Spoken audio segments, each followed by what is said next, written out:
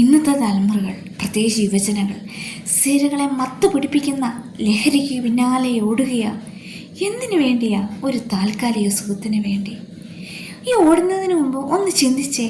നിങ്ങളുടെ മാതാപിതാക്കളെക്കുറിച്ച് ഒന്ന് ഓർത്തേ. അവർ നിങ്ങൾക്കായി എത്രമാത്രം സാക്രിഫൈസ് ചെയ്യുന്നുണ്ട്, എത്രമാത്രം ആളുകളുടെ മുമ്പിൽ കൈകൾ നീട്ടുന്നുണ്ട്, എത്രമാത്രം ആളുകൾക്ക് മുമ്പിൽ അവർ ശിരസ് കുനിക്കുന്നുണ്ട്. എന്തിനു വേണ്ടിയാ? എല്ലാം നിങ്ങൾക്ക് വേണ്ടിയിട്ടല്ലേ? നാളെ അവരുടെ മകൻ ഒരു നല്ല നിലയിൽ എത്തിച്ചേരാൻ വേണ്ടിയല്ലേ? ഇനി നിങ്ങൾ നല്ല കോളേജിൽ പഠിക്കുന്നതിന് കാരണക്കാർ ആരാ? അവരല്ലേ? അവരുടെ കഷ്ടപ്പാടിൻ്റെ ഫലമല്ലേ? അപ്പോൾ നിങ്ങൾ എന്താ ചെയ്യേണ്ടത്? ഈ ലഹരിക്ക് പിന്നാലെയുള്ള ഓട്ടം നിർത്തി നിങ്ങളുടെ സ്വപ്നങ്ങൾക്ക് പിന്നാലെ, നിങ്ങളുടെ ലക്ഷ്യത്തിന് പിന്നാലെ ഓടിക്കേ.